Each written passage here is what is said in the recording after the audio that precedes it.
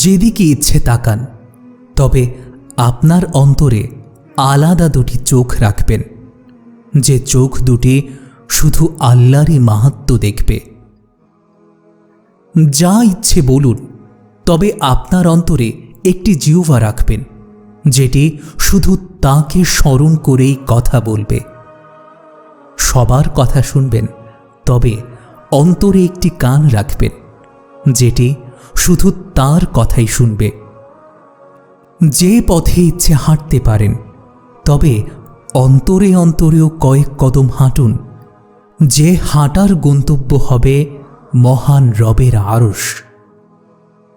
আপনার অন্তর, আত্মা, চিন্তা, দেহ, ইচ্ছা, ধ্যান ধারণা সব কিছুকেই তার মুখাপেক্ষী করে তুলুন।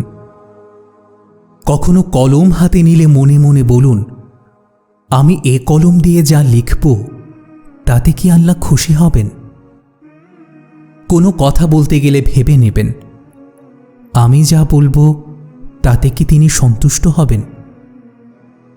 যে কোনো অবস্থায় উপনীত হওয়ার পর নিজেকে প্রশ্ন করবেন, আমার এই অবস্থাটা কি তার কাছে পছন্দনীয়?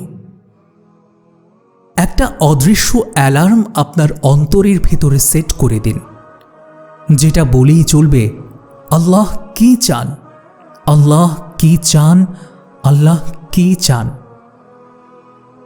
সর্বাবস্থায় তাঁর মুখাপেক্ষী হন। মধ্যরাতে জেগে উঠলে তাকেই স্মরণ করুন। তাকে স্মরণ না করলে আপনার সব চিন্তায় যে বিফল। আপনার কল্পনায় যদি তাঁর নামের ভালোবাসা জেগে না উঠে থাকে, তাহলে আপনার বিবেক নষ্ট। আপনার সব স্বপ্ন তখন গিরিখাদের মতো হবে, যা এক সময় আপনাকে বিপদে ফেলবে।